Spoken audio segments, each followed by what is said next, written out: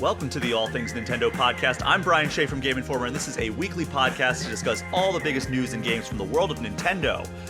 As you may have seen, Game Informer revealed its cover for our next issue as Super Mario Bros. Wonder, and guess what? I wrote the cover story. I have played more of that game than anybody else outside of Nintendo, and I will be giving my hands-on impressions during the main segment of this episode. But first, we're going to break down a little bit of news out of this week. It's not a huge news-heavy week, but joining me for the first two segments is Game Informer's Wesley LeBlanc. Wesley, how are you? I'm doing good. I'm excited to hear what you have to say about Wonder. I don't think we've chatted about it. I've read your stuff and I've read what's coming, but I haven't actually heard what you have to say. So I intentionally wanted to have you on this episode because I have talked a lot about Wonder on several podcasts, including the Game Informer show twice, which, that is Kyle Hilliard, Marcus Stewart, and Alex Van Aken. And then you joined the show this week right as I was leaving. So I was like, I want to get a fresh perspective in my conversation about Super Mario Bros. Wonder. So it's at least a different conversation for people who listen to both shows because, I'm not playing anything different for All Things Nintendo that I didn't play for the Game Informer show. But, we'll attack it from different angles. We'll have a good time doing it. But first up, I did want to give a brief show note about video. If people are watching it on YouTube, I've been trying to do video when possible. Wesley and I recorded video and I edited video for last week's episode. But for those who watched on YouTube, you saw there was no video. The reason for that is Adobe Premiere decided not to export the video. Every time I tried it, literally, I tried exporting maybe 15 times. And each time, either Adobe Premiere would crash, or the export would, the exported video would crash several minutes in. So I don't know what was going on with that one. Maybe there was some sort of corrupted file in there. We're gonna try it again this week. So if you're watching this and there is video, yay! If you're watching it and there's no video, that is why. And maybe we will reconsider doing the whole video thing if Adobe Premiere decides to continue being difficult. Because that was one of the most frustrating days in recent memory for me as I'm trying to get this stupid program to export the video that I'd already edited. And so apologies for anybody who wanted to watch video last week and was unable to. But either way, we'll have the audio version up on all the podcast stream or all the podcast platforms and then audio on YouTube at the very least. But fingers crossed for video. But Wes, we're going to jump over into the news. First up, it's probably something that doesn't really affect a whole lot of people, but it's still pretty big news nonetheless. Nintendo has announced that online play and other online functionality is ending for both the 3DS and the Wii U. They are giving a date of early April 2024. And what they say that means is no online co-op, no internet leaderboards, and no other forms of data distribution. So I guess if there's some sort of I don't know, communication that you can do. I know they shut down Miiverse a long time ago, but I'm assuming there's some sort of stuff that I'm not thinking about where a game will communicate with friends games and maybe something like what we have in Mario Wonder where there's ghost data that will appear. But yeah, that's all going to go away on both Wii U and 3DS. There is an FAQ on Nintendo.com that kind of talks a little bit about it. And it says that the Pokemon Bank is actually going to continue in operation. So that's good.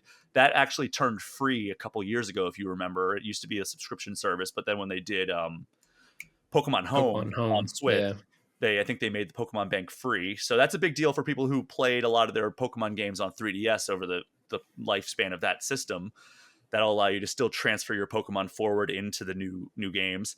Nintendo Badge Arcade, which a lot of people got hooked on for a little bit there, that will cease to exist. You'll try to load that up and it'll give you an error message. And then Spot Pass, which is definitely not the more exciting, more popular feature of 3DS with Pass in it, will stop working. But Street Pass, thankfully, will continue to work. If you are a diehard Street Pass fan, I know some people are still hanging on to Street Pass by a thread. Yeah, there's it's coming back. I know a few people that are in the industry who have been trying to make it a thing at press events and conferences and stuff. It's I love Street Pass. And I wish there was some sort of, I never carry my Switch anywhere. I bring it and then when I get to my hotel, it just lives in my hotel until my trip is over. But maybe if it was a little bit more compact, but I don't want it more compact because then I Yeah. wouldn't have, then like the screen would be too small for like what I want in a like a handheld console, you know. But the eShops of those platforms closed earlier this year, as we remember. But you'll still be able to download content that you already own, and games, DLC, and then Nintendo says that it may actually have to do it sooner if unforeseen circumstances arise. I'm assuming that's just a standard disclaimer because they did reiterate Yeah. they're currently planning to close in early April. But you liked Wii U, right? Yeah. Yeah. I Yeah, had because one. I know you're a Yeah. Mario 3D World guy.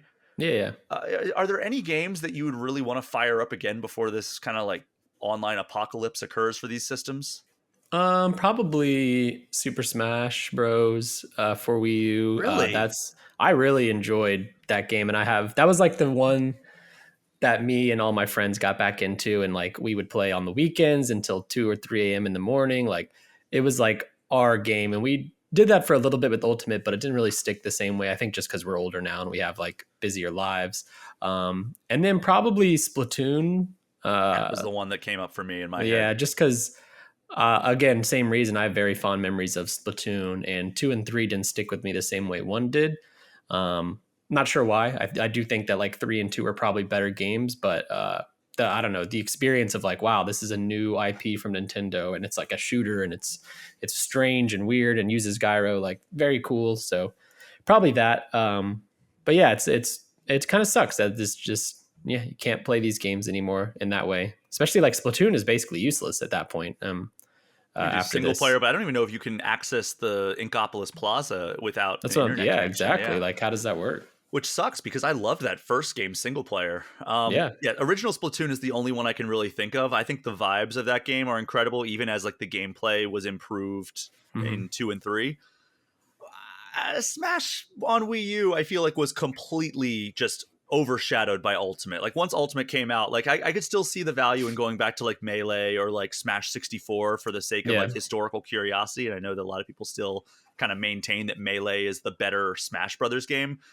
But man, I feel like Wii U was made completely irrelevant by the time, because Ultimate had a lot of like the same gameplay and same stuff. It just Hmm. had a lot more of it, you know? So Yeah. No, I I don't, mean, it's definitely true. I don't know, like booting up that game and hearing its theme song, like well, again, would be really cool. I loved that Smash 4 song, and yeah, I don't know, just to like see it one more time since it won't sure. be the same. I mean, yeah, but you're right. Ultimate did kind of take its place I just in thought of almost one that everywhere. was like the data transfer example that I was really kind of reaching in struggling to grasp. Super Mario Maker. Oh yeah, That's some data transfer stuff that it requires online if you want to download other people's games or other people's levels. I made some really cool courses involving those amiibo costumes mm, that don't exist in Mario Maker 2, so that's kind of a bummer to lose those. I mean, yeah, I guess gone forever. I still have them, just nobody else will be able to have them. But like, I had some really highly rated courses that use those amiibo costumes, and I like it just didn't feel the same in Mario Maker 2, even though Mario Maker 2 was probably a better game. It just didn't. It also didn't have the touchpad capabilities of editing your level. I mean, you could do it with the Switch if you did it in handheld mode, but it just didn't Yeah, feel the same. Like the stylus was actually really great for that. So I guess those are my two answers for. I'm not going to. Let's be real. I'm not going to yeah, plug in my same. No, Wii U yeah, again. same. But There's yeah, Federation Force on 3DS. Rest in peace. I actually will defend that game more than most people. I reviewed it for us, and I got all the way to the end, and I was like, you know what? That was not a total like awful experience. I think that it was a problem having the Metroid branding on it. I think I gave it a 7 out of 10. So it I'm about to look it up. Yeah, wasn't like I was singing its praises left and right, but I was like, you know what, this game is fine.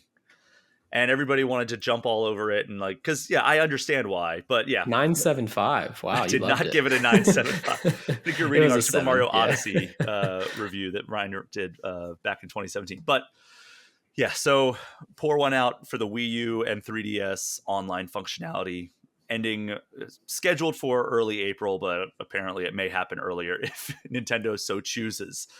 Uh, you were on the show when we were giving crap to Mortal Kombat 1 on Switch. And we joke a lot about kind of the outdated hardware of the Switch. So it's kind of fitting that this next story is about one of my favorite early Xbox 360 games landing on the system. That is Hitman Blood Money.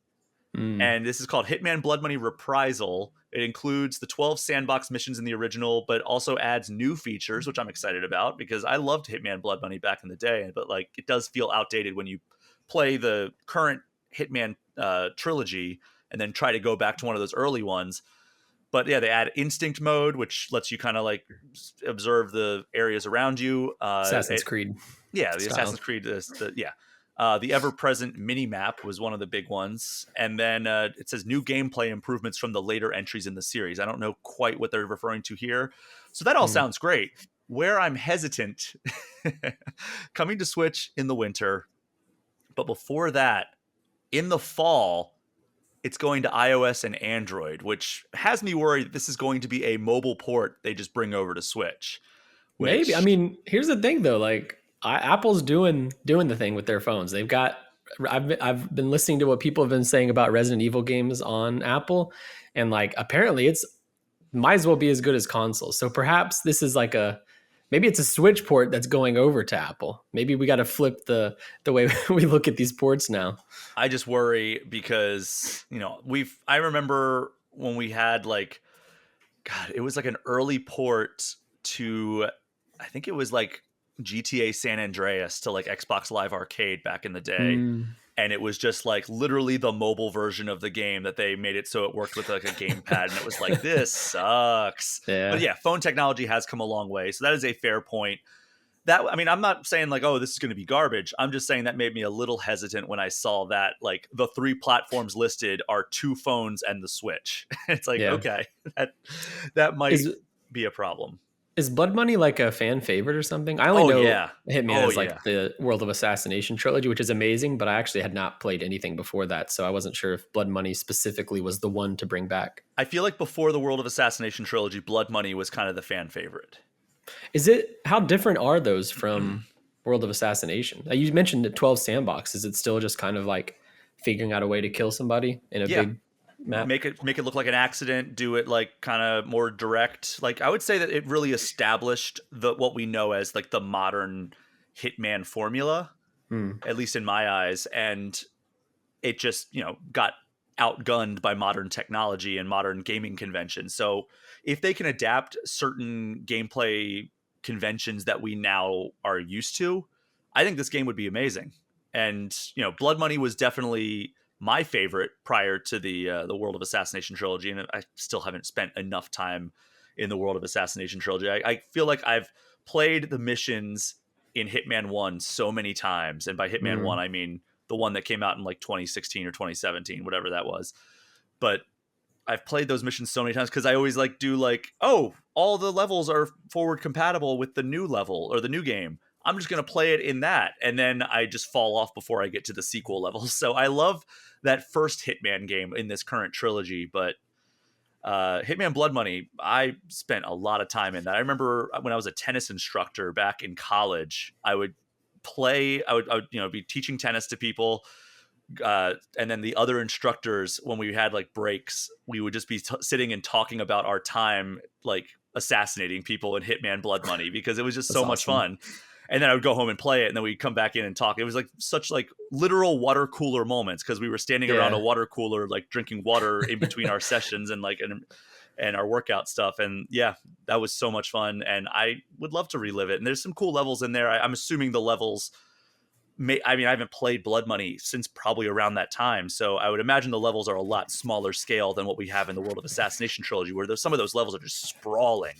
Yeah, I they're think these are gigantic. probably going to be a lot more self-contained, given the technology they were developed for. But still, very good game. I'm very hopeful for this, and I actually have faith that this is a port from another system that will run well. So there we go.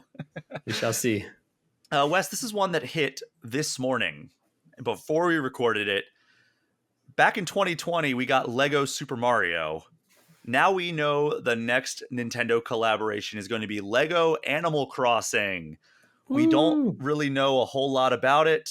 Nintendo released a very brief trailer on Twitter this morning, And I did some digging, and back in August, Video Game Chronicle reported that the Lego Animal Crossing was coming, but with the following prices. And it didn't have any descriptors or anything. They just had price points listed and the number of pieces. So for $15, I mean, again, these are all reported. I guess they found it in like a data mine or something like that for like the listings in the back end of the Lego.com. I think that was how they found these listings. There's a 170 piece set for $15, a 164 piece set for $20, a 233 piece set for $30, a 389 piece set for $40, and then the most expensive is a 535 piece set for $75. Okay, so these are on the smaller side, actually. Yeah, no like giant Bowser like we have. I think that was 2,800 pieces or something like that. Yeah, and it's like $300.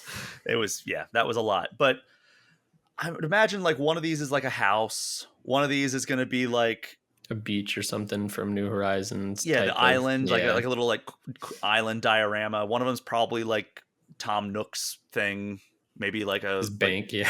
yeah, his bank, or like what's the Timmy and Tommy's thing? The house building thing. The no, they're like the shop. I don't know. I'm just trying to think of like what these could be. Probably I a don't know, museum or a maybe coffee shop. The Roost museum would be cool. I'm trying to think of what some of the smaller ones would be. Maybe it's just like, hey, here's like a palm tree and like a beach ball and like a couple of villagers. I don't know. It wouldn't be. It's not like the most exciting set aside from the character figures. Like Mario is cool because like building a Mario level sounds awesome. But yeah, like if you take away the characters from Animal Crossing, it's kind of just like some normal stuff like land, houses, buildings, trees. So Yeah. I'm sure that like the appeal is going to be the different collecting like all the different characters. Oh my god, they've got us. They really understand like why people are going to buy this stuff. I bet every single set comes with different characters, and then you're going to have to get all of them if you want. Thankfully, I'm not a Lego guy because I'm always like, when am I going to be able to build this? Where am I going to put it? And how am I going to prevent it from falling and breaking? Yeah, and they're so expensive now. I buy a lot of them, but I don't build them. My wife loves Lego, and it's like wild how expensive they can get. If you want like some of the really cool stuff, like the stuff I have my eye on, like Christopher Nolan's Batman Batmobile, like yeah, you're paying a lot of money, and it sucks.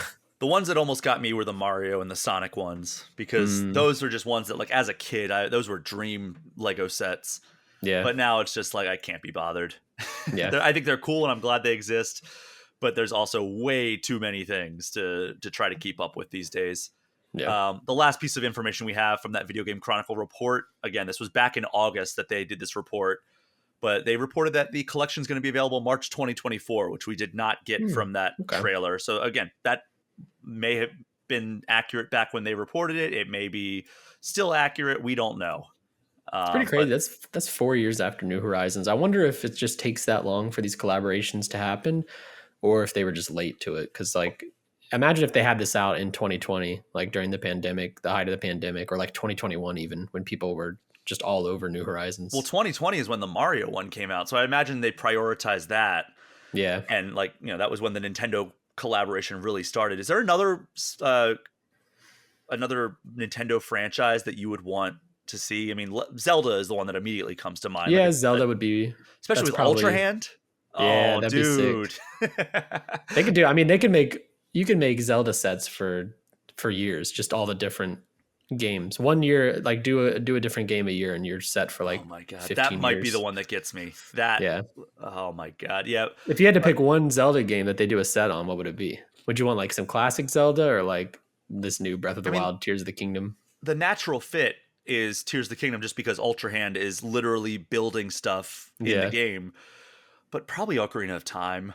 Yeah, that would be cool. That'd be classic. A Wind Waker set would be incredible.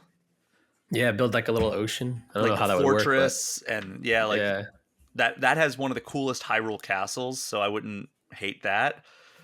But yeah, like there's plenty of stuff. Like imagine, like, you know how like they do like I said, they have the giant Bowser. They could do a giant Master Sword made out of Legos. Ooh, that would be neat. Yeah. Or Hylian Shield. God, the possibilities really are endless with the Zelda franchise. I am just waiting for that to happen now. It's definitely gonna happen. I mean, they've done Mario and Donkey Kong. Like Zelda's next in line if Animal they Crossing, continue. yeah. Oh, I guess yeah, Animal Crossing. It But yeah, is. Yeah, I do wonder why they skipped. I feel like Zelda would have been the next fit, but Animal Crossing is cool. I'm guessing that like the Animal Crossing crowd has maybe more crossover with Lego than the Zelda crowd. Yeah, that checks out. More I don't know. mainstream, even though I guess Zelda is mainstream now. All right, so the last piece of news that we're going to cover, we haven't gotten a ton of information about Super Mario RPG that is coming to Switch, the remake. We've gotten some trailers, gotten a little bit of minor information, but this week Nintendo released a music comparison for the game and announced that you can swap between the original compositions from the Super Nintendo and the new arrangements created for this remake. Are you a Super Mario RPG guy? I forget if I've asked you that. I'm not. I've never played it because I did not have a what was that 64, right? I was SNES. Oh shoot, I had an SNES. I don't know why I didn't play it. Oh, weird. Came out But pretty yeah, no. late.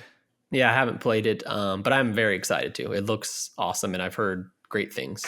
Yeah, I'm definitely going to be checking it out this time. I've said it a few times on this podcast. I only really played the intro a few times of that game because it's just such a cool intro. Like it literally starts with a battle against Bowser. It's like Yeah, this is so that's cool. sick. Which that kind of broke my mind back when I was how old was I when this came out, like 9. So I was like, what? You start off with a fight against the big bad? So that was kind of neat. But yeah, from like all the stuff I've heard, it's like, yeah, why was this not on Switch sooner? Because it's not on Switch Online. It's literally only on the Super Nintendo mini console. That's like the way you can play it. Yeah, But it was never put on Switch Online, which is weird because it seemed like for a while they were only putting the games that were on Switch Online. But there's a few that they've skipped, like Final Fantasy VI is not on the Switch Online, but you can get the pixel remasters. But it's nice to finally have a modern version. It seems like this is very much just like sticking to the faithful recreation of Super Mario RPG, and I'm all for that because yeah, it seems like just a really awesome game and people are super stoked on it. And the visuals, they do the perfect job of like paying homage to the original art style and like kind of like the blocky character models while also looking like a brand new game, and I think that's really cool. yeah. It's awesome. It looks gorgeous. I can't wait. Absolutely. So, since that news story was all about music, we're going to go to break, listening to some Super Mario RPG music, and when we get back, we'll be talking about my experience doing our cover story on Super Mario Brothers Wonder. We will be right back.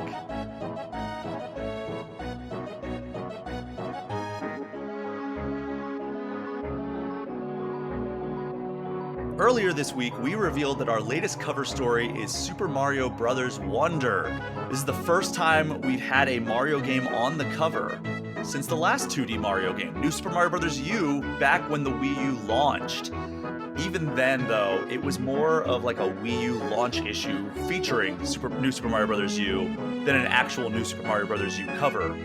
So that only hammers home how rare it is for us to get a Mario game on the cover. So obviously, I have a Nintendo podcast, so I want to talk about this information that I got from the cover story, but also the experience of doing a cover story with Nintendo, and just going through the process and like what I ended up doing to accomplish this cover story.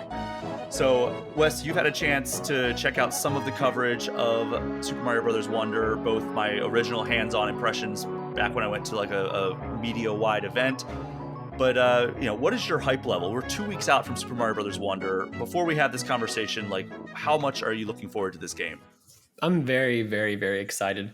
Admittedly, I think that's exciting. Most exciting for me is 2D Super Mario is like one of the things that my wife like loves. Like she plays some games, but she doesn't really like 3D stuff too much. She just hasn't played much of it and prefers like 2D. Especially with Mario. And it comes out the same day as Spider-Man 2. So we're going to have that like moment where I'm playing Spider-Man 2 on the TV and she's got her Switch Lite and she's going to be playing Wonder. Actually, she'll probably use my OLED because why not, to play Wonder. And so like we're going to be gaming together and it's going to be really awesome. And then when I beat Spider-Man, she'll hopefully be done with Wonder and I'll be able to play that. So I'm looking forward to like the memory of us two playing these games together and knowing that she's going to like probably really love Wonder and then I will also love it. So my hype level is high, but it's not day one for me because I will not be the one playing it on day one. Well, you can play both. Like you know, it's Oh, true, co-op. but like I'm a single focus. Like if I start, I'm gonna be starting Spider-Man. Like I can't not start Spider-Man on day one, and that's just gonna be my focus for until I beat it. And that might happen in a weekend, and then I'm like take over Wonder and we play together. But yeah, we'll see. I'm excited overall though. I can't wait. I may have already started Spider-Man, but that's beside the Ooh, point. Um, you can see the image of the menu. That's what we were allowed to send out ooh, on my social media. But Wes, we're here to talk about Super Mario Brothers Wonder. It is a the first 2D Mario game, first all new. The way I'm saying it is, back in 1995, we got Yoshi's Island, Super Mario World 2, Yoshi's Island on Super Nintendo.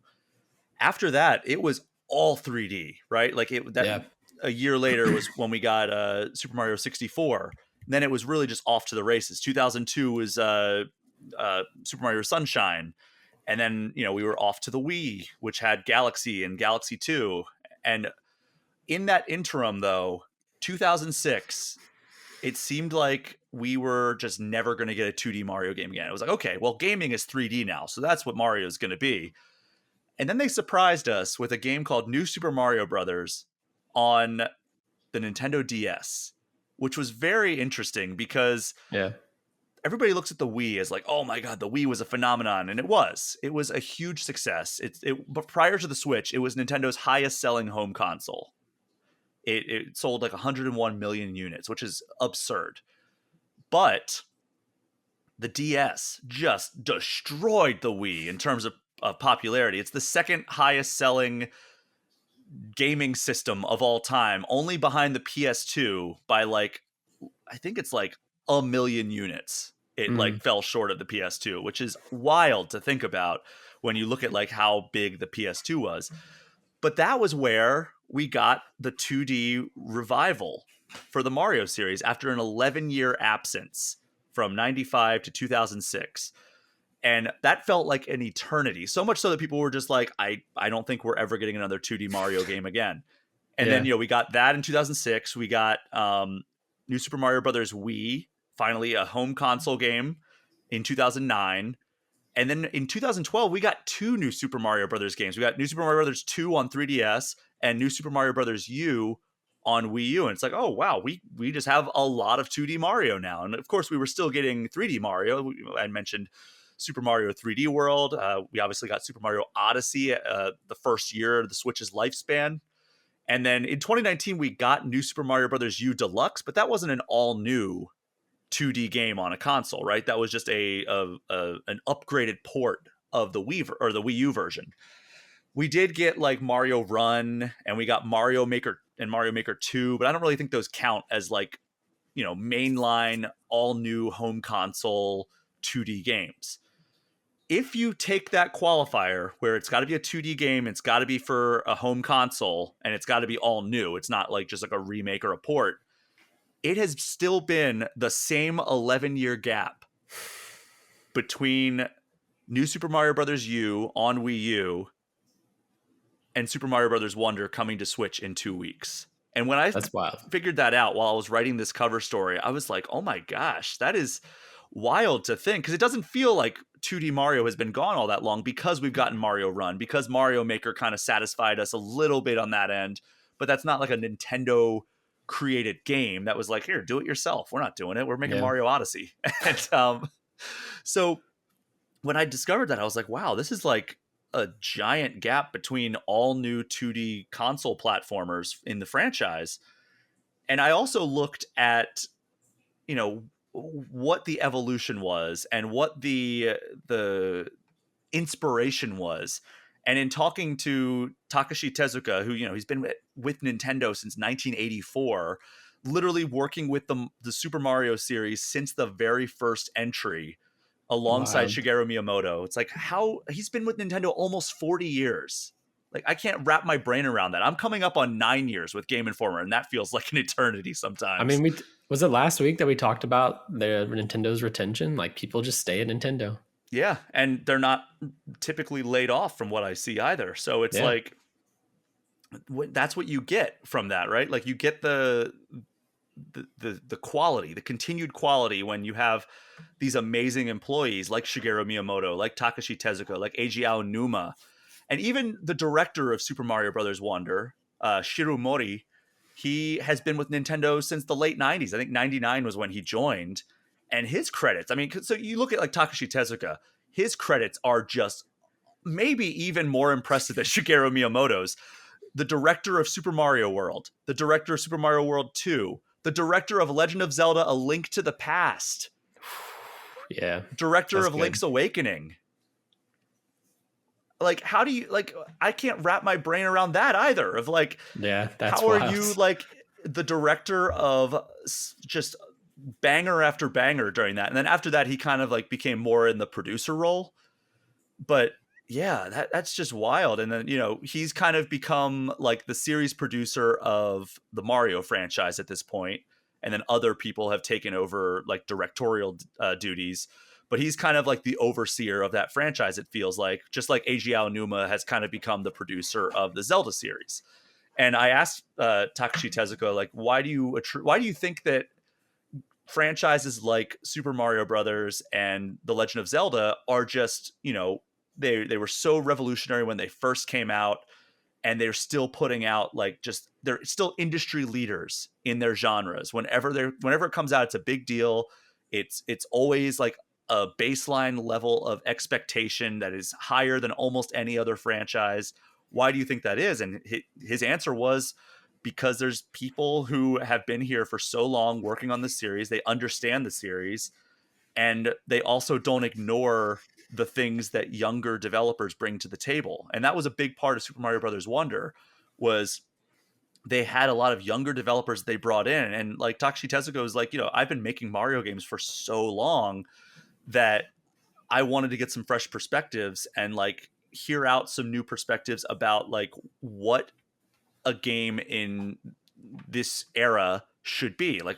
So they were like, all right, well, what kinds of things should we change about the Mario series? And like, you know, they had it so like, if you die, you can just jump right back into the level. It doesn't kick you back out to the map. Or like, when you're swimming, now you can like, you can stomp enemies underwater and things of that nature. So they changed some stuff up without like making it not feel like a Mario game anymore, which is awesome.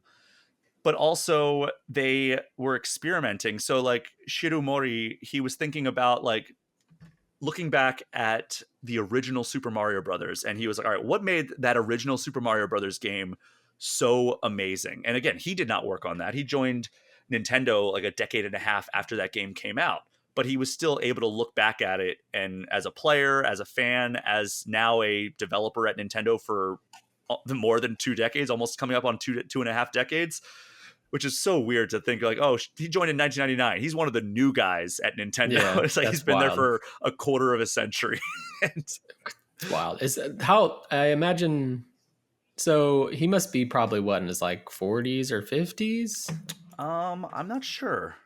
Like I wonder how young people join Nintendo, because it seems like they're either working a long part of their life, or they're joining young. I wonder. I am seeing if I can find Shiru Mori's age. Doesn't seem to be readily available. Hmm.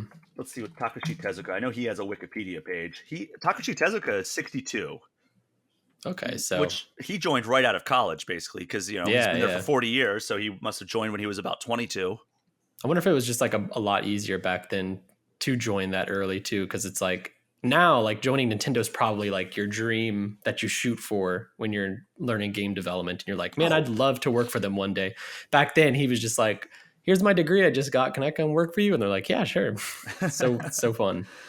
but yeah, Shiru Mori, he was looking at the original Mario, and he's like, okay, well, what are like the core tenets of this game?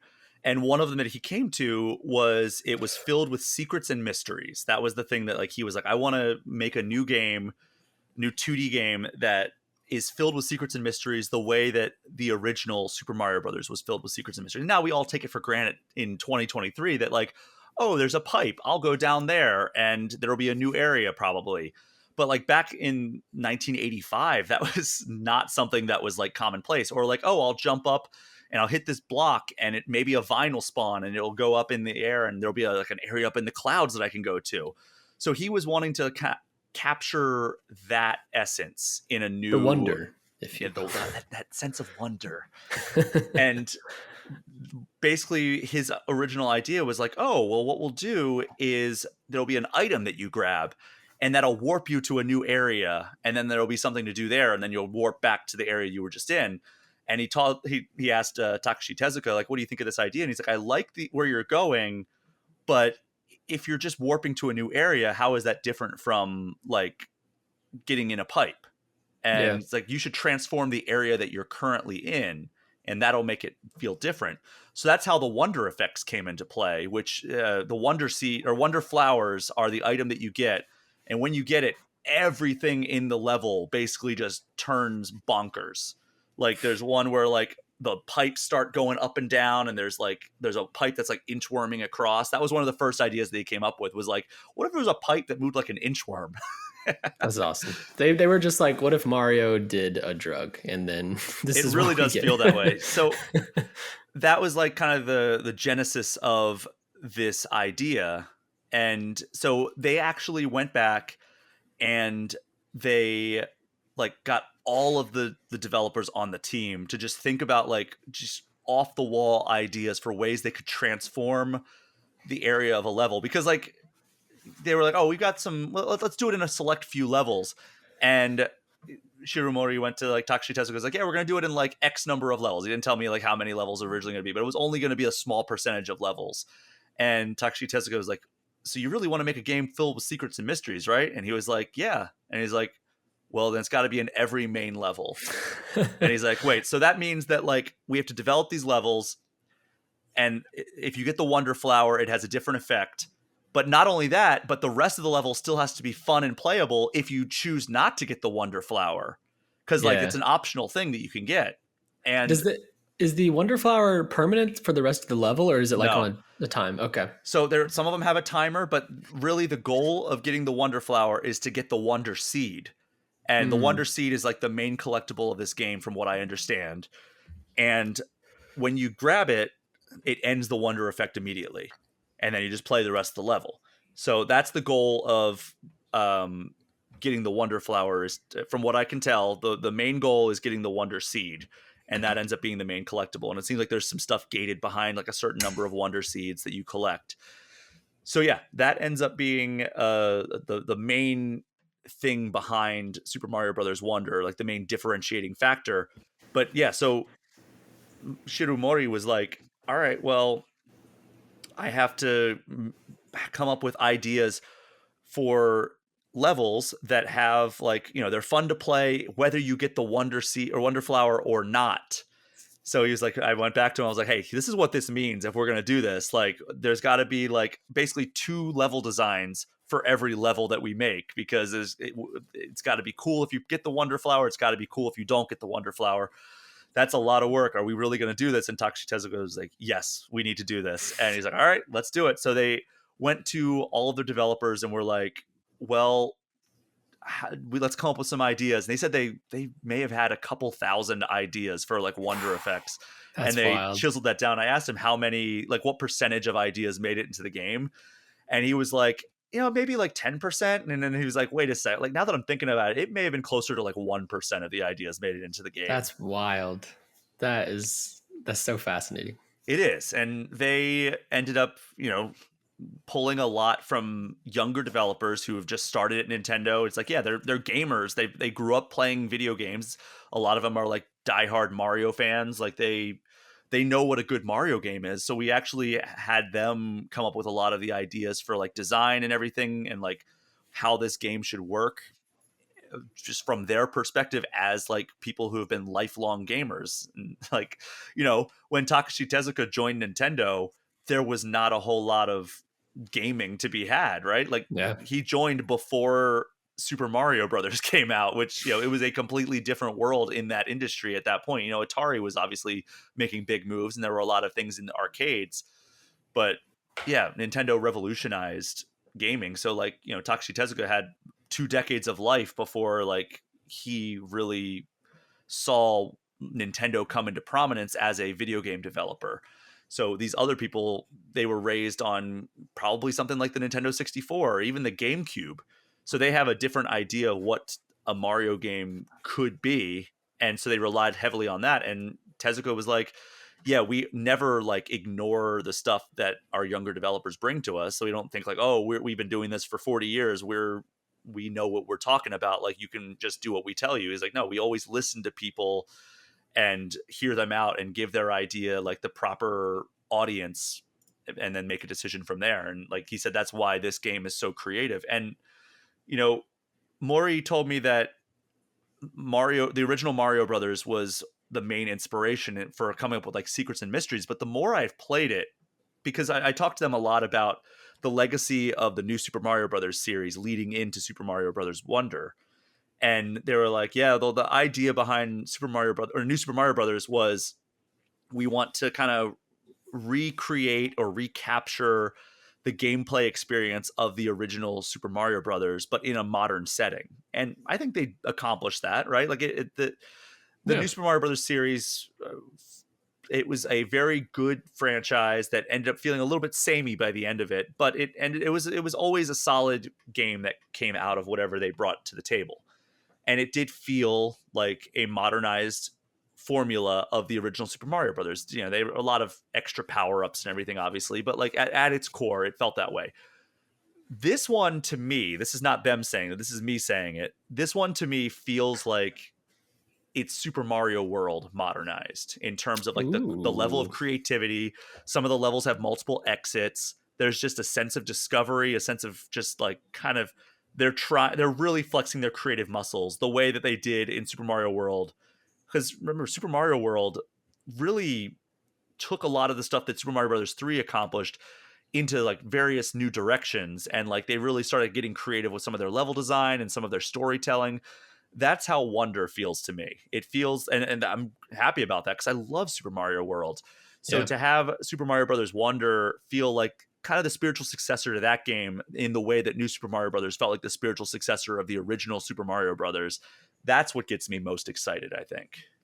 Yeah, that is very exciting. I haven't heard you say that, but that is, yeah, that rules. Super Mario World, second best Mario game. So that's great news for me. First best being Super Mario 3D World. Of course, you, anyway. Yeah, okay. Of course, yeah.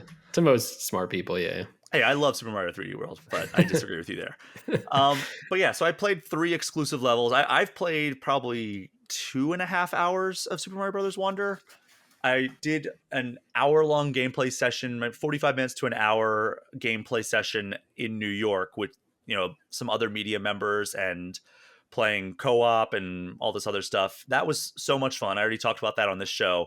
Then I went to Nintendo Live, where I got a little bit of extra time playing a few levels at Nintendo Live. Then I went, after PAX and Nintendo Live, I went to Nintendo of America's headquarters out in Redmond, Washington. And there I got to spend the most amount of time playing Super Mario Brothers Wonder. And I got to replay all the levels that I already played. And then I got to play 3 exclusive levels multiple times through. So I really got to know those levels. There was, I'm bringing up the names here of the stages that I got to play. So the first one was Condarts Away. And that was basically like, it's a snow-based level, but it's snow. It's not ice, which is what I really like, because you're not slipping and sliding all over the place. You have like traction, but it's still like the pretty like snow setting.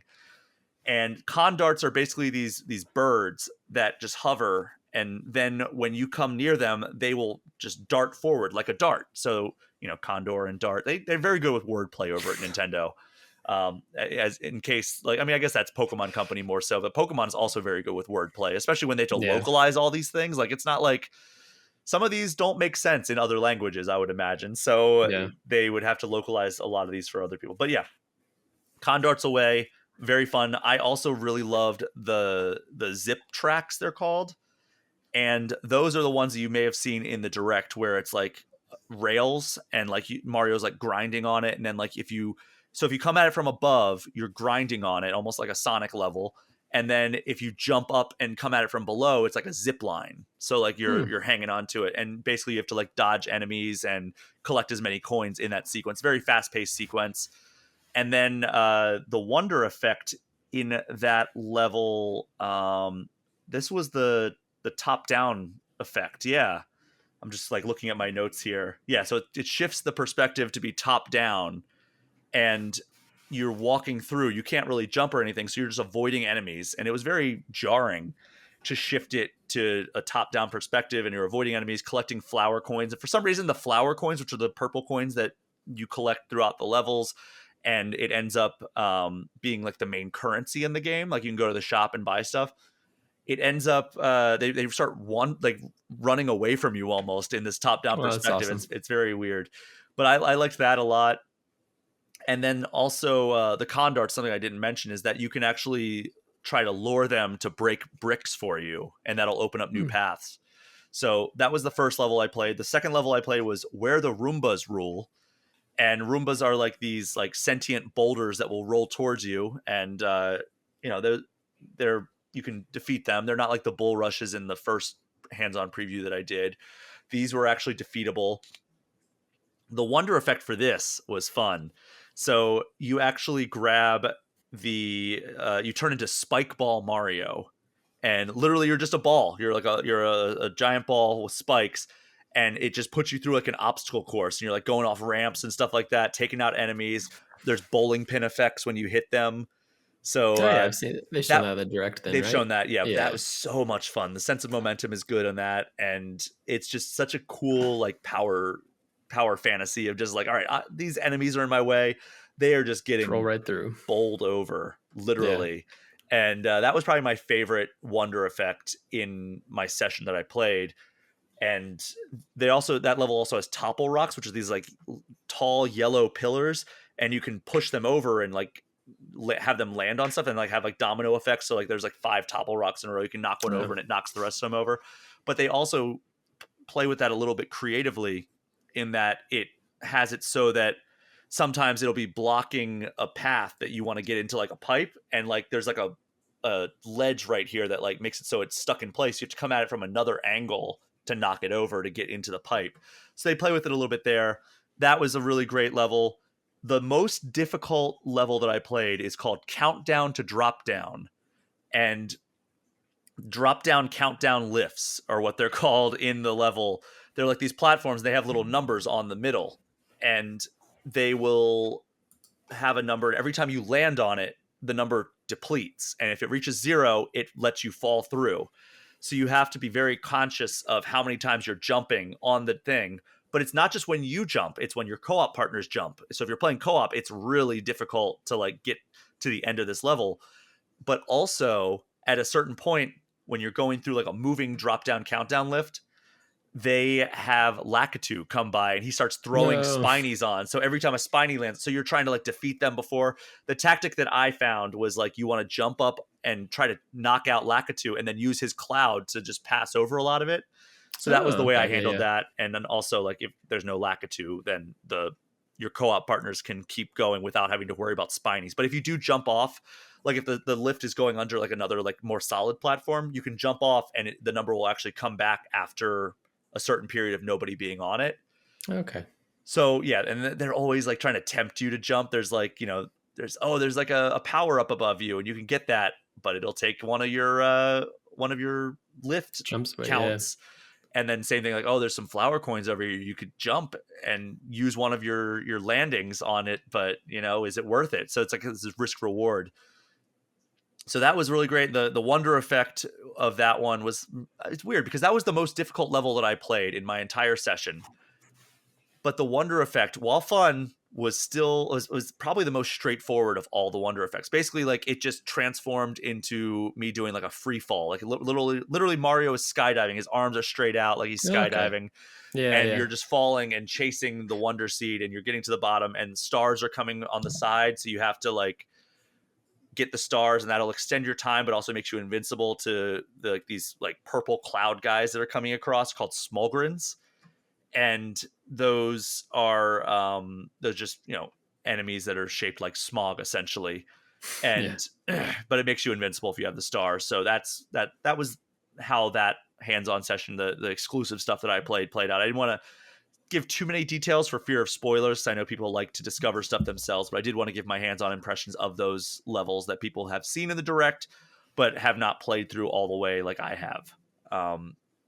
But yeah, one of the fun little anecdotes, and we'll close on this segment with this little story about how difficult this game is. So I asked them, because it came out like talking about badges. Badges are the things that you can add into your arsenal and then choose before you go in. Do you want an action badge, a boost badge, and then expert badges? Those are the three categories. Action badges are like, all right, if I press this button, this will happen. Boost badges are just like passive abilities that you get. Like, all right, you start every level with a super mushroom automatically. And then expert badges are things that are very difficult, but could be beneficial if you're able to master them. Like there's one that's like, it turns you invisible, where you can't be seen by enemies, but also Mario can't be seen by you. So like you have to be really conscious of where Oh, you are. So like the enemies won't see you, but also the player doesn't see Mario. that's really cool. And then there's another one that's you're constantly in a state of sprinting. Like you can't stop sprinting. So like that would be beneficial for some levels, but you better be good at that. Yeah. So you can get some of them at the store with the purple flower coins that I was talking about, or some of them have to be earned by completing challenges. And in this discussion, Takashi Tezuka was like, there were two that I just couldn't get. There were two things I just couldn't get. What? And he's like, I've beaten pretty much 100% almost every Mario game I've ever worked on, which is almost all the Mario games, if not all the Mario games. He's like, but there were just two things in Mario Wonder I just couldn't do. And That's then wild. Shiromori was like, I got all of them. And it's like those back and forths are pretty fun. But I got into it, like, how difficult is this? And Takashi Tezuka was like, you know what? There were a couple things that I wasn't able to do. I needed some help with a couple of them, but I'm happy that like the difficulty is where it's at, because I don't think I'm as good at Mario games as some other people on our team are. Yeah. So I'm glad it's at there, because I think that if we made it to my skill level, some players would be frustrated with how easy it is. Hmm. So I'm glad that it's at the difficulty level that it is. But I think it is a challenging game. Some of the challenges are difficult. And I got a little bit of a tidbit on boss battles, which hasn't been talked about too much. And it's like you're gonna see some really unique things happening. Apparently, all the bosses use wonder effects as well, so Oh, that's that's cool. exciting. So they play Yeah. into the theme of the game in that. So I am stoked for Super Mario Brothers Wonder. I don't think we're going to talk about it again on this show until it's time to talk about the review. Yeah. So Just coming up. It's yeah, pretty wild that. again, 2 weeks from when this episode hits is when Super Mario Brothers Wonder comes out on Switch, October 20th. But Wes, any closing thoughts, any questions you have about Super Mario Brothers Wonder? Yeah, like with this being 11 years later, how do you feel? Like, does it feel substantial and different enough to justify an 11-year gap? Yeah, I think so. I think especially with the wonder effects, with the power-ups. We didn't even talk about the power-ups. We only know about the elephant fruit, the drill mushroom, and the bubble flower. And you can actually go on GameInformer.com and learn about the creation of the bubble flower and the elephant fruit. You learn about like why they wanted to have those be the abilities. And one of them was stemming from like, oh, we want these specific gameplay actions. The other one was stemming from, there was something that we did in Super Mario or New Super Mario Brothers U. I think we could do better. Let's do it better as a Mm, power up in Super Mario Brothers Wonder. So yeah, I mean, there's a lot of really great creative additions and innovations in Super Mario Brothers Wonder. It does feel like they went back to the drawing board a little bit, and because like I said, like I like the New Super Mario Brothers games a lot, but at the end of the day, they were starting to feel kind of samey. They were starting to yeah. feel like they weren't differentiated enough. Like if you made New Super Mario Brothers Wii HD and didn't show like the same power-ups, I would struggle to tell you what screenshot or what game a screenshot from those games was from, because it just looks almost identical. And Yeah, I again, I agree. like them a lot, but yeah, it was time for a change.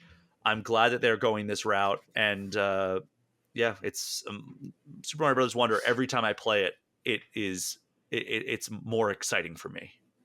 Well, that is very exciting. I can't wait. It is. I'm jealous that you've played so much, and you'll probably play it before me. Are you're reviewing it for us? I am. So I will Yeah. be back on this show probably in 2 weeks. I don't know when they're going to allow us to talk about it. I would imagine it's not going to be before the game is too close to being out. Like I'd be shocked if it was, given the schedule of all things Nintendo, I don't think it's going to be talked about in a review capacity until it is out for people. So Yeah. make sure you go to GameInformer.com/Mario Wonder for all the stuff that I'm writing. I'm writing a bunch of stories, and we're gonna have some exclusive stories. Some of them are already up on GameInformer.com, so go check those out. But anything else before we wrap up, Wes? How was Mario Elephant, the big boy that's on our cover? Oh, he's great. He's Cool. amazing. He you know, the three things that they wanted to do with that was they wanted to make Mario grow in size, which okay. They Yeah, wanted big to boy. make it so he could attack and break bricks from the side. And then they also wanted to spray water, which was the unique thing for me. And they were like, oh, well, we thought about it a lot. And an elephant was the only form that really made sense. So that's why we have Elephant Mario. And he plays great. It's a very fun form to have. And, it's very funny to see 4 elephant characters on screen at once because Is they're just that it's not a wonder effect, right? Like it's a pickup or It is power up. it's Like a power up. Yeah, okay, it's alongside the drill mushroom, the bubble flower, the fire flower, the super mushroom. All those are in this. I don't know what other ones might be in it. Like there are probably going to be other ones, but I haven't seen them. yeah. So it would be neat. I'm sure there's like so much that they're not showing anybody or even showing you for a cover story. I can't. That's got to be so exciting to. You've just tasted what is in this game. Oh yeah, Maury. Here's a quote from Maury. He said, "What you've played is just a really very thin slice of what's in store, and there are a lot wilder, more inventive experiences in the full version. More than that would be a spoiler. So I just want to encourage you to give it a try and really experience it for yourself." So yeah, Well, hopefully you give it a try. I hope other people give it a try. This small fledgling franchise. I think some people might give it a try if I had Yeah. to guess. But Wes, we're going to swap you out for the final segment here. But before you go, let the people know where they can find you online. You can find me on Twitter at LeBlancWest. You can find me on Instagram, Blue Sky, and Threads, although I haven't really been using Threads. I don't know if Threads is a thing anymore. It's hard But I'm to just use it all. right. Yeah, I'm just Wesley LeBlanc on those. You can read my work on GameInformer.com. You can read my work in our issues coming up, including the Super Mario Wonder issue. And you can hear my voice sometimes on YouTube.com/GameInformer. All right, we are going to take our only break of this episode. I guess not only break, we just had a break. We're going to take another break here. And when we get back, we're going to get a review of Detective Pikachu Returns. We will be right back.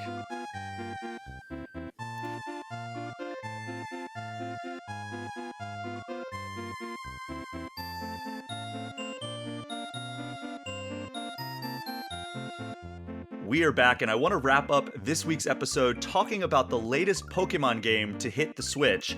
I'm joined by former Game Informer editor and current MinnMax contributor Bryan Vore to talk about his Detective Pikachu Returns review. Bryan, how are you doing? Hey, doing great. It's great to chat with you about some Nintendo stuff. Congrats on the Super Mario Wonder cover, by the way. Oh, thanks. Yeah, and in the last segment right before you joined, we actually chopped up all the stuff that I saw. So, yeah, you just missed all the fun. Awesome. Well, I'll have to listen to it later. So we are going to talk about the Detective Pikachu Returns review that you published on GameInformer.com. You can go read it right now. But before we jump into that, this is your first appearance on All Things Nintendo. So there is a time-honored tradition, and that is called First Nintendo Game, Favorite Nintendo Game. It's a way for our listeners and now viewers, hopefully if this video exports, to get to know a first-time guest through the lens of their history with Nintendo. So the first part of this question I'm going to ask you is, what was the first Nintendo game you remember either leaving an imprint on you as a gamer or, just maybe even the first memory you have related to Nintendo? Well, this is probably somewhat of a common answer, but the first exposure I had to Nintendo was Super Mario Brothers on NES. That was the first first console I ever got. I didn't even really know what video games were. It was back in the 80s, and my dad got it one Christmas and was like, we heard these things were supposed to be good. We were about to get an Atari, and the sales guy was like, no. You want to get this thing, right? So it was amazing. I loved that game, and just learning how to get through the first level was quite the experience, but it didn't take long before we were just playing it all the time. I mean, that is a very common answer. We also get a lot of Legend of Zeldas, and then like for some of the younger people, it's always like Mario 64 or Ocarina of Time, which makes me feel extremely old. But the thing about the original Super Mario Brothers is that it was just so like self-explanatory, right? Like so many games now, it's like, all right, you got to pick up a tutorial and play through that before you can even do anything in the game. But like Mario, it's just like, yeah, you're facing right, so just go right and don't get hit by the bad guys. And then like eventually you learn that like you can go down a pipe, and it like really expands your horizons of like what's possible within this game. And then it's just so simple and self-explanatory. It was really the perfect onboarding experience for really 2D platformers as a whole, just because that was like the first like really successful 2D platformer, and that was like the paradigm shift really in all of gaming. But like it's also an amazing first introduction into video games in general. So I mean, there's a reason it is a very common answer to that question. Yeah, it was a huge phenomenon when it came out, for sure. So that brings us to the second part of this question, which is, what is your favorite Nintendo game of all time? Well, I had to think about it, but the first thing that came into my head was Super Metroid. I just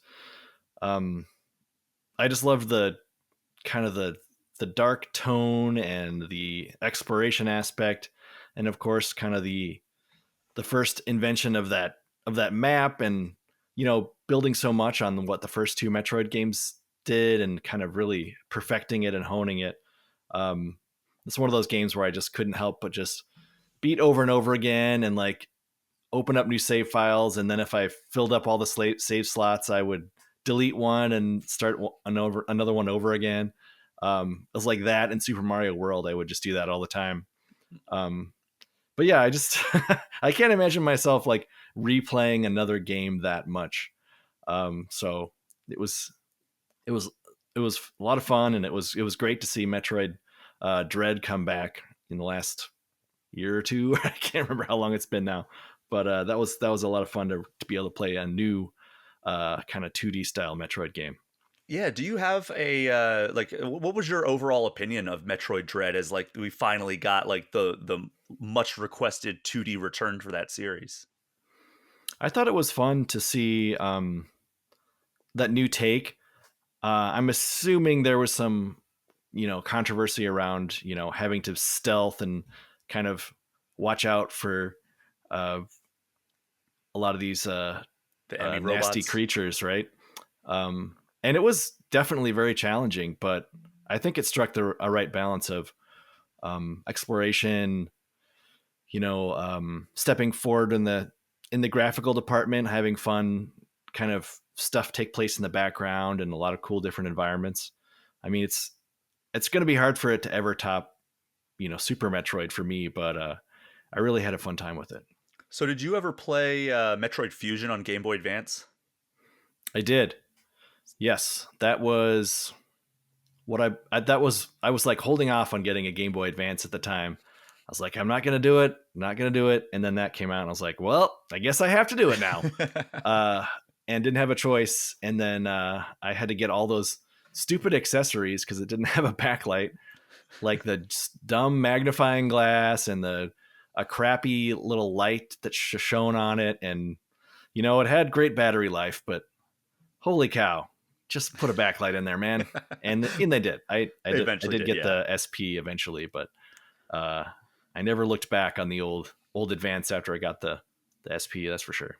Oh yeah, that was such a huge improvement. I even love the clamshell design of the SP, and obviously that paved the way for what would eventually become the DS and the 3DS, with having that same clamshell design with a little bit of different design elements. But Yeah, the reason I brought up Game Boy Advance and Metroid Fusion was I think that is why the Emmy robot sequences where you have to be kind of really stealthy in Metroid Dread was not as controversial because the producer of the series took inspiration from the SAX parasite Mm. that was in Metroid Fusion when crafting the Emmy robot uh, sequences in Dread. So that was kind of like, oh, well, people seem to like this stealth thing where like Samus was stripped of all of her powers and had to kind of just avoid this parasite that like took over her suit. So let's do that with like these robots. So I think that's ultimately why it wasn't as controversial as say it could have been if there was no like prior introduction to that mechanic. But going back to your experience with Metroid, you mentioned like, oh well, Super Metroid did all this amazing stuff with the franchise. Did you have experience with the first game? Because I know you said you had an NES. Yeah. I definitely had the first Metroid, and when I first played it, like early on when it came out, I was extra confused, but I always had a lot of fun with it. Um, and there was always that gamble too of like, no matter what progress you made, the passwords were so weird and the crazy characters they had. If you like wrote down one incorrectly, you'd just be totally screwed. And it's like, well, I guess I'll do another Justin Bailey playthrough again, where you where you get to, by that time the secret was out that Samus was a woman and you could play as her without the suit on. But it wasn't until like way after the first game had been out that I decided like, okay, I'm going to sit down with this. I'm going to like sketch out the map. I'm going to make sure to get all the powers in order and like really explore everything, like bomb every wall I can and, beat it the right way. And that was really satisfying. I can imagine maybe someone who was a teen at that time, like really devoting their time to trying to beat it that way. And then I didn't play Metroid 2 until way after Super Metroid because there's so much in the story of Super Metroid that is derived from Metroid 2 that I was always curious. So like, oh, I really should check this more out, check this out more. And so I think I played that on the Game Boy, the Super Game Boy on Super Nintendo. Oh, I loved that up thing. On the TV. Yeah. But that was a lot of fun, and it was cool to get that remake on 3DS. In fact, I had bought it right when it came out, and then I played through that slightly before Dread just to like get my Metroid chops back. That's a good call because they had that parry that you could do in Samus Returns, and that was the first time they had that in the series. And then they had that be a key mechanic in Metroid Dread, so that was actually a very wise decision on your part. Yeah, I got the timing down. I was ready to go out of the gate in Dread. Also, shout out to Metroid Zero Mission on Game Boy Advance, the remake of the first game, the NES title, because that's easily the best way to experience the original Metroid, and it's so good. Highly recommend going and checking that out if you have the capabilities to do so. But yeah, that was great, and it had a similar thing with stealth at the Zero Suit Samus sections where you kind of were underpowered, and it was kind of another early example of that alternate take.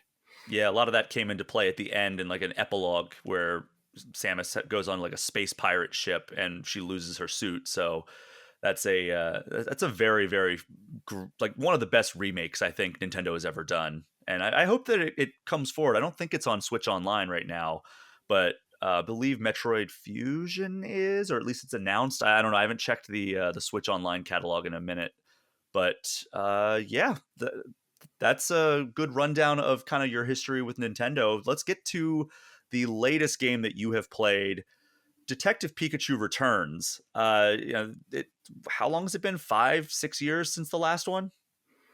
Yeah, I think it's been about five-ish years. It was like 2018. Okay.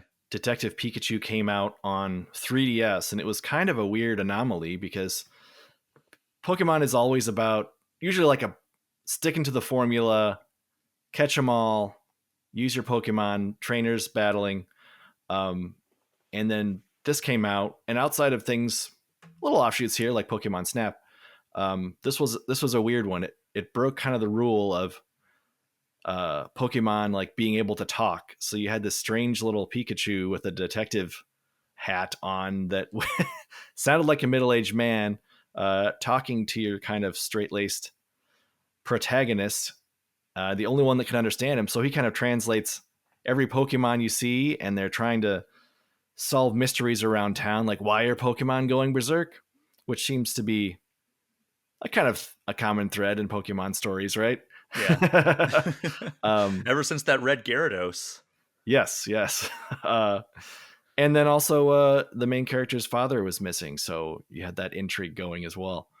But in keeping in line with being able to play old Nintendo games, there's really no way to play the first game if you're curious about it, unless you track down a 3DS and a cartridge, because the 3DS shop is gone, and it's not, been made available on a modern console like Switch. I was very surprised that Nintendo and Pokemon Company did not put out like a port of the first Detective Pikachu game on Switch. Like maybe even as soon as they announced Detective Pikachu Returns, they that would have been an amazing like, and the original is available now on Switch. Get caught up before the new one comes out this fall. Like that would have been the perfect move, right?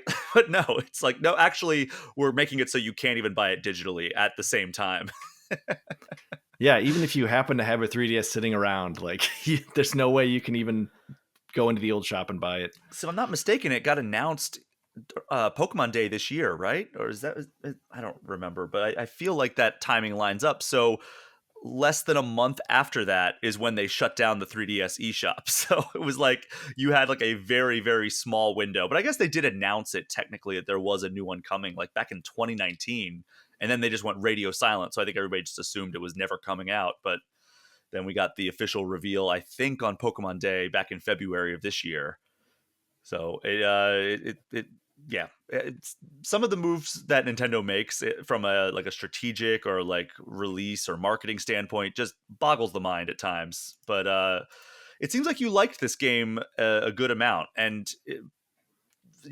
the inability to check out the first game aside, like talk me through like what you liked about this title. Well, if you happen to have tried the first game, it's very similar. It uses a lot of the same formula. The way it works, you kind of can walk around this kind of hard cam 3D town, and other various locations like temple ruins or some rich guy's mansion. I'm trying to keep it because there's only so much we can talk about. There's like a very hard spoiler lock, so I'm just trying to keep it all together. And you pretty much talk to every person and Pokemon you see to try to solve this whatever current case you're on, gather evidence, and then if you stumble upon a crime scene of which it's like a broken statue. There's no murder in this game. You're not going to be like Phoenix Wright where you just see like a total bloodbath rated T for teen. But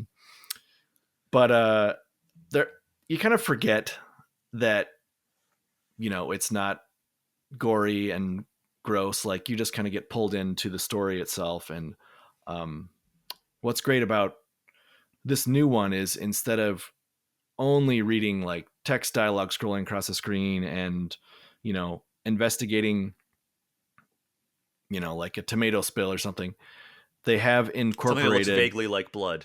Exactly. Yes. Yes. It's a common misconception. But now you can kind of team up with actual Pokemon.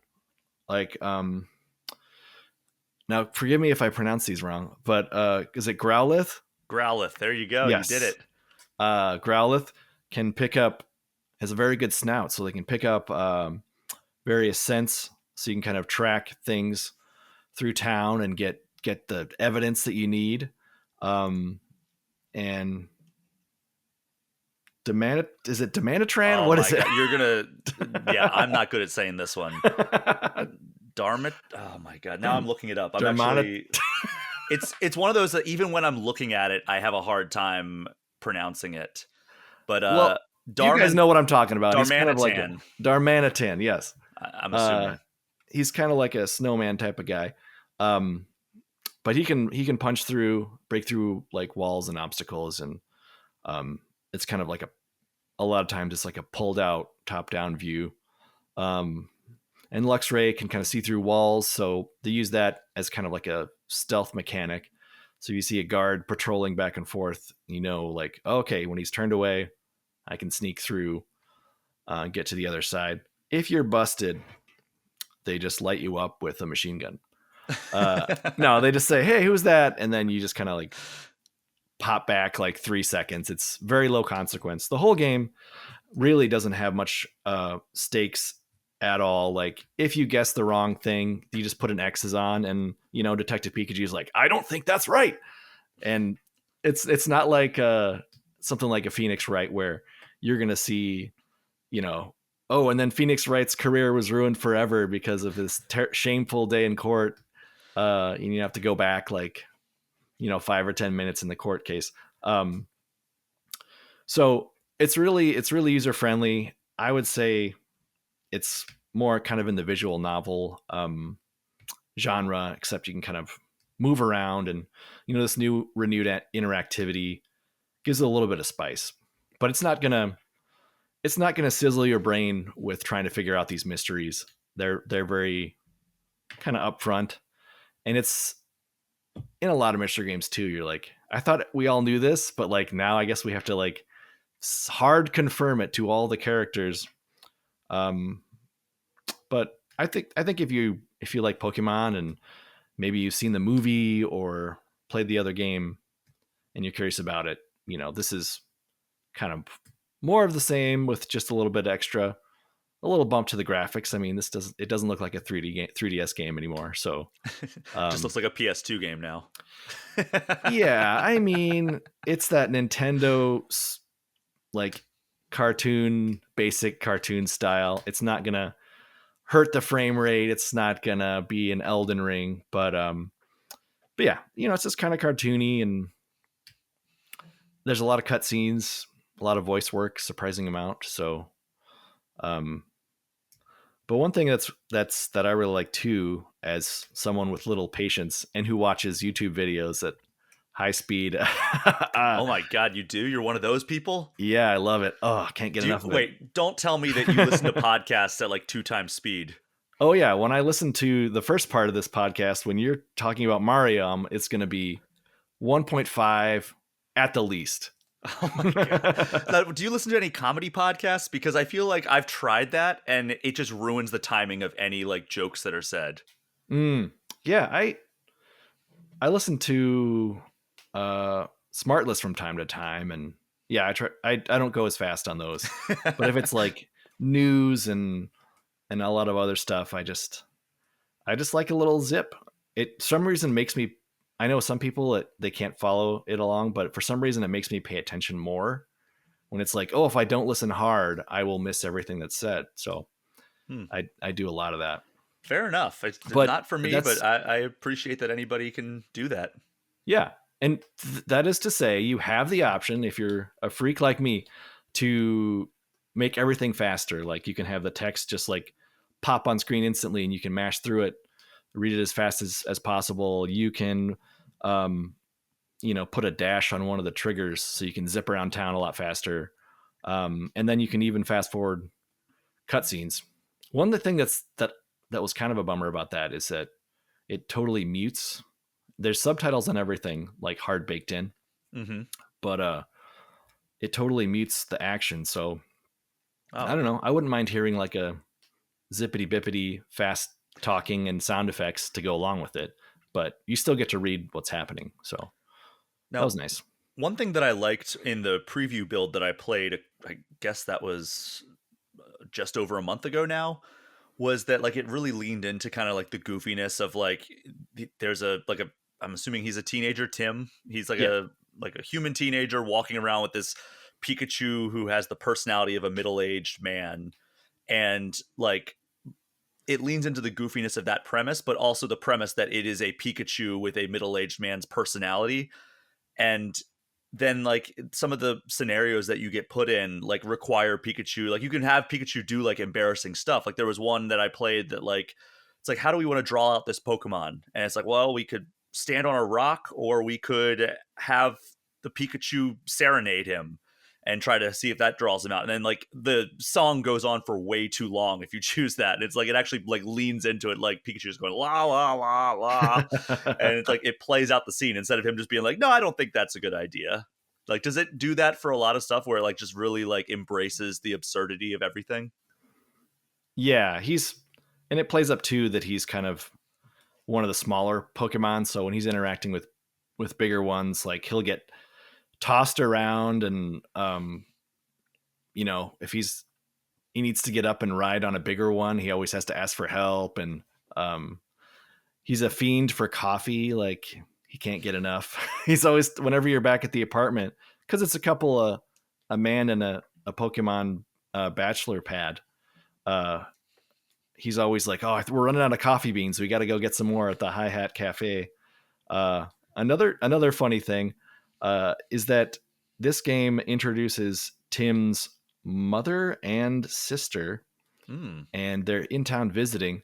Strangely, if you've played the first game, Tim's got a studio apartment with one small bed and then a little like doggy bed for Pikachu, right?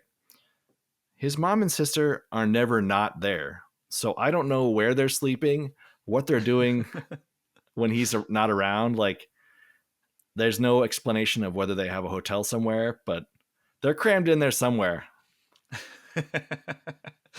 So, I mean, I guess you just kind of have to throw logic out the window when you're talking about a Pikachu that has the personality of a middle-aged man solving crimes with a teenage guy. But Yeah.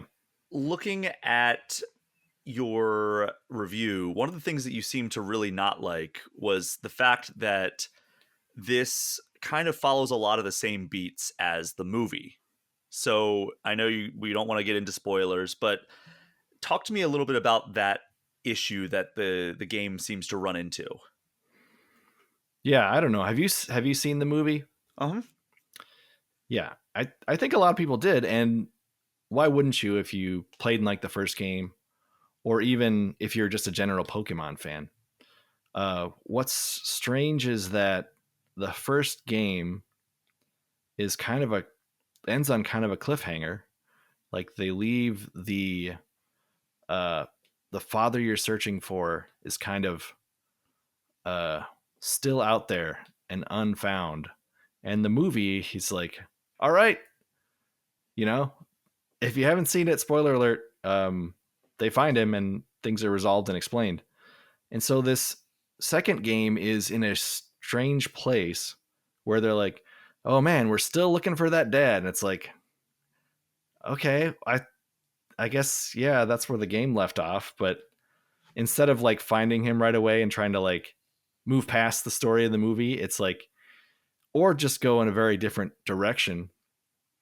Certain elements around in the game are very different than the, second half of the movie, but a lot of stuff is a lot of the really like important parts of the game that you're playing now, 4 years after the movie came out, are like, oh, this is a little too similar to the movie. And I guess this would have had maybe more of an impact if I wouldn't have already seen this. So if you really want to come into this game clean, you have to have just played the first game and not seen the movie.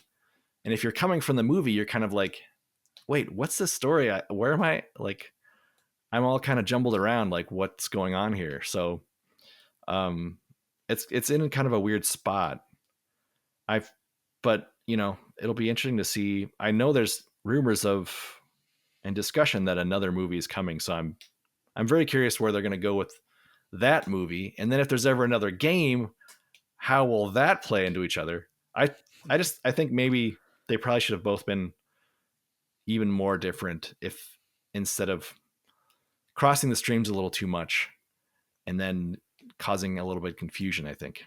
Gotcha. Yeah, it's when I was at Pokemon Company for the preview event that I went to back in late August, they were very, very clear. They were like, yep, this takes place in a different like universe than the movie. Like the movie is its own thing. Like, but yeah, I mean, it sounds like a lot of the same story beats are touched on, if not followed, in the game in Detective Pikachu Returns.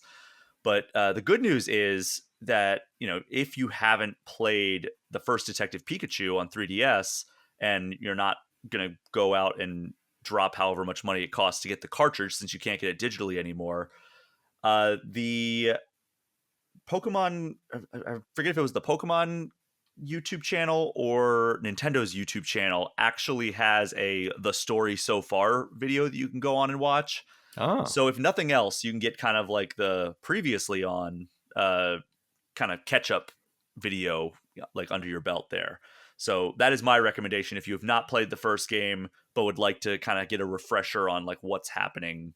Or maybe you played the first game and you just want to like be like reminded, since like we said, it's like 5 years ago that first game came out. And I would wager a lot more people saw the movie than played that first game. yeah, I would say it was like the second largest video game movie after Warcraft when it came out. That's and wild. then of course it's been creamed since then by I think Sonic and Mario, but it was a big deal. Yeah, that was a very popular movie. I remember going and being like, okay, maybe video game movies can be good. And then in the time since then, like just the stock of video game movies has skyrocketed. Like even the ones that aren't very well received, like the Mortal Kombats and the Uncharted's, are still way, way better than anything that we were getting like even 10 years ago.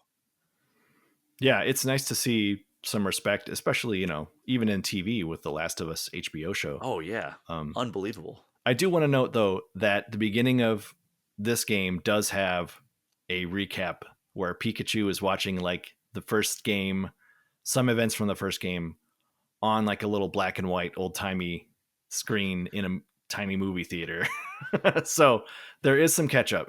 You don't have to only rely on the YouTube channel. Let me see where that video was so I can actually point people to it. Let's see. It is, oh boy. Okay, it's on the Nintendo of America YouTube channel. It came out earlier this week, looks like on Monday.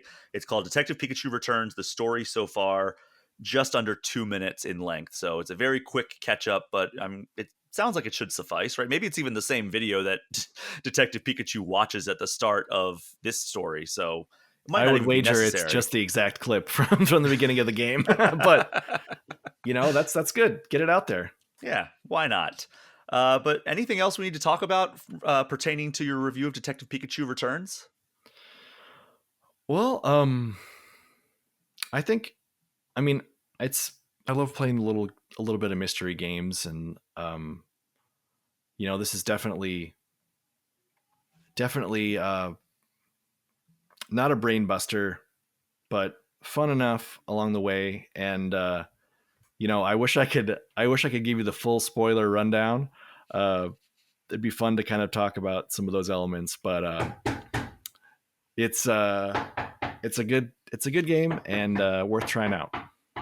I think your your kiddo is trying to break into your office right now. I think my daughter just got back from school.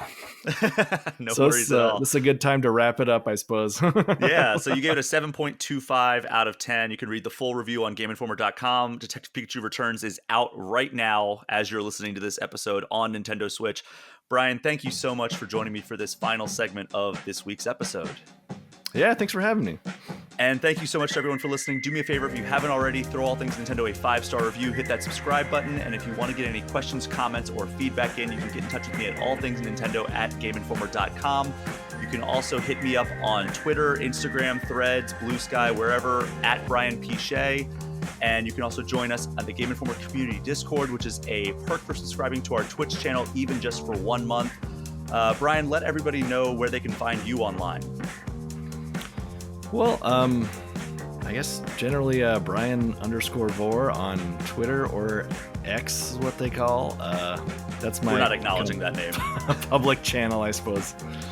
And then also, I'm assuming over on MinnMax, you can check out some of your gaming expertise over on that channel. Yes, but I recently did a show called Cream of the Steam with Ben Hansen and Dan Reichert over there, and we just kind of played. There's like a bajillion games released on Steam every month, and so many just go completely unnoticed, and there's a lot of weird stuff in there. So we found the weird stuff for you. So if you look that one up, you'll have a good time. It sounds like a very similar segment that we usually do on All Things Nintendo called the eShop Gem of the Week. So just kind of digging into the eShop, having people bring their recommendations. I knew I shouldn't have skipped that segment this week, but we did, and I'll have to have you back to kind of do an eShop Gem of the Week one day. Use your expertise in Cream of the Steam. All right, that'd be a lot of fun. Yeah, I came up with that. Well, you did it. Congratulations. But that is our show for this week. Thank you all again so much for listening. Take care. We will see you next time.